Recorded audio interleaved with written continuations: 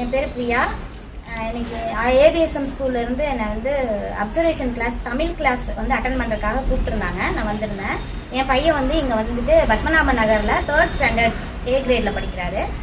அவங்க வந்துட்டு ஒன்றுபட்டால் உண்டு வாழ்வுங்கிற ஒரு ஸ்டோரி வந்து சொல்லி கொடுத்தாங்க. நான் அது கிளாஸில் குழந்தைங்களோட உட்காந்து கவனித்தேன். இப்போ வந்து வாவ் மெத்தட்னு சொல்லிட்டு ஒரு இது வந்து எப்படின்னா, ஒரு ஸ்டோரி வந்து அந்த சொற்களெல்லாம் எழுதி போட்டுறாங்க. மரங்கள் தனியாகவும் இது தனியாகவும் அதை டிஃப்ரென்ஷியேஷனும் அவங்க புரிஞ்சுக்கிறாங்க. ப்ளஸ் வந்து ஸ்டோரி ஓனாக அந்த மரங்களையும் அந்த செடிகள் அதையெல்லாம் பேர் கொடுத்துட்றாங்க. அதை வந்து அவங்க வந்து ஓனாக க்ரியேட் பண்ணி ஒரு ஸ்டோரியாக அந்த குழந்தைங்களே ஒரு குழந்தைங்களை யார் சொல்கிறீங்கன்னு சொல்லி அது மாதிரி சொல்ல வச்சாங்க. அது நான் ரொம்ப நல்லா இருந்துச்சு. அது வந்து குழந்தைங்க க்ரியேட்டிவாக அந்த மரங்கள் பேரையும் அப்சர்வ் பண்ணுவாங்க, அந்த விலங்குகள் பேர் அதுலேயே வந்து அந்த சொற்கள் எல்லாம் படிச்சிடுறாங்க. நல்லா இருந்துச்சு. நான் ஃபுல்லாமே கவனித்தேன் எப்படி சொல்லி கொடுக்குறாங்க, எப்படி அந்த குழந்தைங்களுக்கு நம்ம ஒரு குழந்தையா இருந்தால் அதை எப்படி புரிஞ்சுக்க முடியும் அப்படின்ட்டு நல்லா இருந்துச்சு. கிளாஸ் நல்லா எடுத்திருந்தாங்க மேம்.